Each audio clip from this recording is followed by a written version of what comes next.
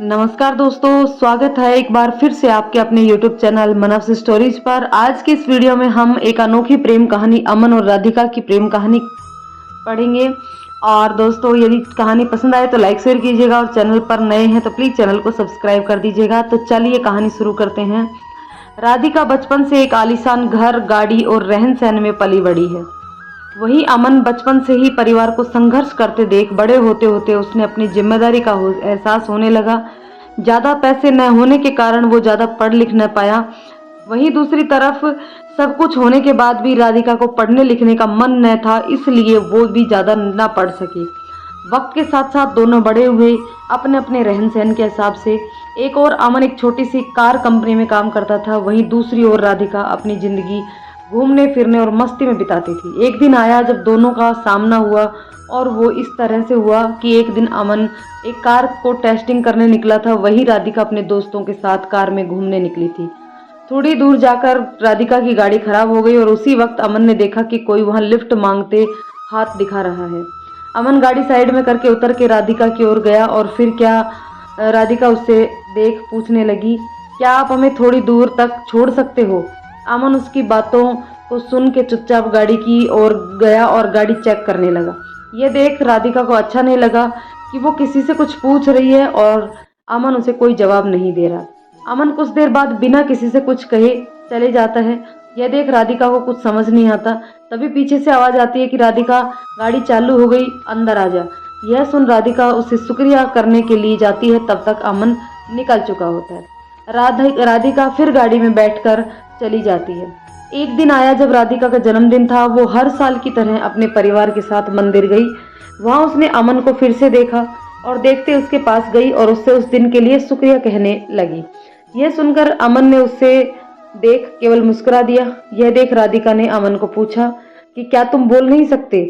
उस दिन भी मैंने पूछा था, तब भी तुमने कुछ जवाब नहीं दिया, और आज जब मैं खुद चल के तुम्हारे पास आई हूँ तुम्हें शुक्रिया कहने, तो भी तुम मुस्कुरा दिए हो, कुछ कहा नहीं। फिर अमन ने कहा कि मुझे उस समय देर हो रही थी, इसलिए मैंने वहां तुम्हें देखा कि तुम लिफ्ट मांग रहे थे, इसलिए मैंने गाड़ी रोककर तुम्हारी गाड़ी को ठीक करने चला आया।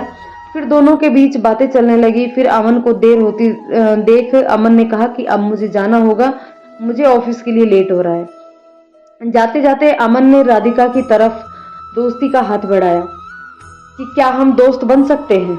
ये सुन के राधिका ने कहा, मुझसे और दोस्ती? मैं हर किसी से दोस्ती नहीं करती। यह सुन अमन ने हंसते हुए कहा, चलो ठीक है, कोई नहीं, वक्त बताता है कि दोस्ती करते हैं या फिर नहीं। ये बोल के वो चल दिया और वहां राधिका भी अपने घर की ओर निकल पड़ी। कुछ दिन बाद राधिका और अमन एक मॉल में मिले। अमन ने देखा और राधिका से पूछा, तुम यहाँ कैसे? राधिका अमन की तरफ देखते हुए बोली, बस यूं ही घूमने के लिए आई हुई हूँ। तुम्हारा आज ऑफिस नहीं है जो यहाँ आए हुए हो?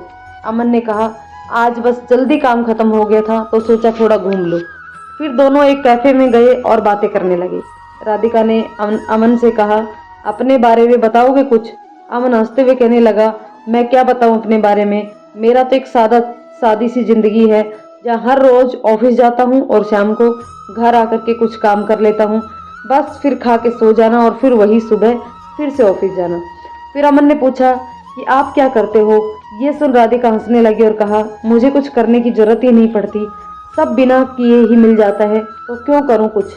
फिर अमन ने कहा, अच्छा है, फिर तो हम दोनों बहुत अलग हुए। यह सुनकर राधिका ने कहा, हाँ अलग तो अलग तो हैं, फिर भी मैं देखो तुम्हारे साथ बैठी हूँ यहाँ। फिर अमन ने कहा कि बैठी हूँ मतलब? हम अलग तो हैं पर केवल रहन सहन से, बाकी तो हम एक जैसे ही हैं। अगर तुम दिल से किसी के बारे में सोचोगे तो तुम्हें कोई अलग नजर नहीं आएगा। ये सुनकर राधिका ने कहा, ये दिल विल कुछ नहीं होता। अमन सुन के मुस्कुराकर कहा, ठीक है, जैसा तुम उचित समझो। इस तरह से कुछ दिनों में दोनों एक दूसरे से मिलते रहे और अपने घर चले जाते। धीरे धीरे दोनों में बातें बढ़ने लगी और दोनों रोज मिलने लगे। अमन की वजह से आज राधिका अपने आप को पहचान पाई कि उसकी जिंदगी असली जिंदगी क्या है और वो उसे क्या समझ बैठी है। इस कहानी में बाकी की तरह अंत में दोनों एक दूसरे को प्यार करने लगते हैं, क्योंकि और साथ में रहने लगते हैं। अमन को एक साथी की जरूरत थी जो उसे समझ सके और उसको प्यार कर सके। वहीं राधिका को सच्चाई की ज़रूरत थी, एक जिम्मेदारी की ज़रूरत थी, जो उसे अमन ने सिखा दी थी।